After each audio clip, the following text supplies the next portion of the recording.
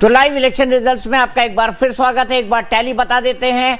मैं आपको ये बता दूं, ना हम कोई पतंग उड़ा रहे हैं, ना कोई हम हवाबाजी कर रहे हैं, ना हम कल्पना की उड़न खटोलों पर घूम रहे हैं। हम जो फैक्ट्स बता रहे हैं आपको, हम जो डाटा बता रहे हैं आपको, वो इलेक्शन कमीशन से लिया गया 100% शुद्ध डाटा है, असली डाटा। और देखिए, तेज प्रताप यादव जाते हुए दिखाई दे रहे हैं।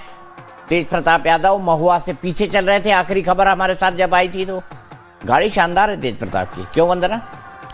बिल्कुल, लेकिन तेज प्रताप यहाँ जो लगातार कॉन्फिडेंस वो पहले दिखा रहे थे, यहाँ बातचीत करने से बचते हुए दिखाई दे रहे हैं। बिल्कुल, बातचीत करने से वो बचते हुए दिखाई दे रहा हूँ। मेरे ख्याल से उनके पास कहने के लिए भी कुछ नहीं होगा, कैसे कहें, कैसे अपनी हार को स्वीकारें।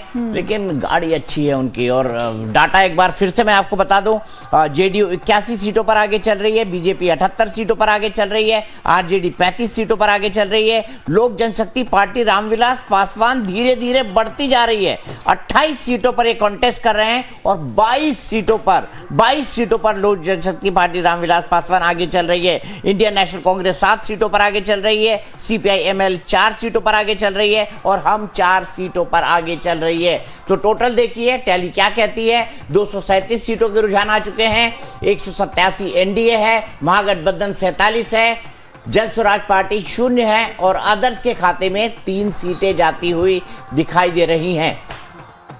बिल्कुल, और ये जो आंकड़े हैं वो वाकई ये बताते हैं कि जेडीयू ने बहुत शानदार परफॉर्म किया है। पिछली बार 45 सीटों पर जेडीयू सिमट गई थी, लगभग डबल यहाँ पर दिखाई देती हुई, 43 पर। और बीजेपी 80 पर थी। इस बार आप देखिए कि वो आंकड़ा भी पार करती हुई दिखाई दे रही है। यानी दोनों जो जुड़वा भाई आप बता रहे थे, वो कमाल का प्रदर्शन किया है। और मुझे लगता है तारीफ यहाँ चिराग पासवान की भी करनी होगी, क्योंकि एनडीए के साथ इस बार वो पहली बार चुनाव लड़ रहे हैं, विधानसभा चुनाव, और बहुत अच्छा परफॉर्म उन्होंने किया। 29 सीटों में से आप देखिए 22 पर वो आगे लीड करते हुए दिखाई दे रहे हैं। दूध में चीनी की तरह घुल गए चिराग पासवान एनडीए में, अगर ये कहा जाए तो गलत नहीं होगा। मैं एक किस्सा सुनाता हूँ। ये किस्सा ये है कि जब पारसी लोग गुजरात के समुद्र तट पर आए तो उन्होंने वहाँ के राजा को भेजा अपनी तरफ से एक प्रस्ताव।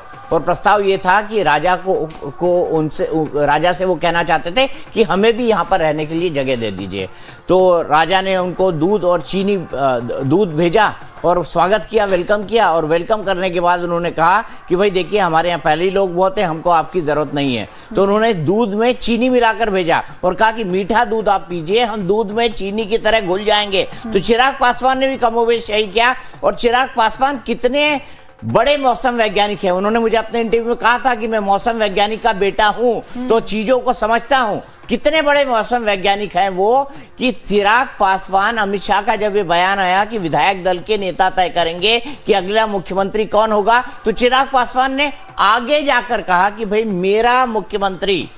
मेरा मुख्यमंत्री तो नीतीश कुमार ही है। ये चिराग पासवान ने आगे जाकर कहा। ये उनकी स्ट्रैटेजी को बताता था। विनोद शुक्ला जी, मैं आपसे समझना चाहूंगा कि बीजेपी और जेडीयू में से अगर जेडीयू बड़ा भाई बनता है तो क्या इंपैक्ट पड़ता है केंद्र में और क्या इंपैक्ट पड़ता है राज्य में? देखिए, राज्य की दृष्टि से तो कमोवेश सिचुएशन वैसी ही रहनी है, मुख्यमंत्री रहेंगे। थोड़े परिवर्तन इस दृष्टि से होंगे कि नीतीश कुमार को अब केंद्र सरकार में और सुना जाएगा। केंद्र में परिवर्तन इसलिए पड़ेगा, वहाँ पर बहुत सारे चीज़ें जो प्रोजेक्ट्स हैं उसको बिहार में बेहतर मिलेगा। शायद इस तरह की और बात हो सकती है कि जो मंत्रालय को लेकर के कुछ फैसले हों वो अब सिर्फ नीतीश कुमार फैसला करेंगे। इस तरह के परिवर्तन या इस तरह की चीज़ें सामने आ सकती हैं। लेकिन कुल मिलाकर के स्थितियां वैसे ही इसलिए रहनी हैं कि नीतीश कुमार पहले से भी लगभग ड्राइविंग सीट पर थे, इसलिए कि केंद्र में बीजेपी पूर्ण बहुमत के साथ नहीं है। वहाँ पर बीजेपी 240 सीट के साथ नीतीश के साथ और नायडू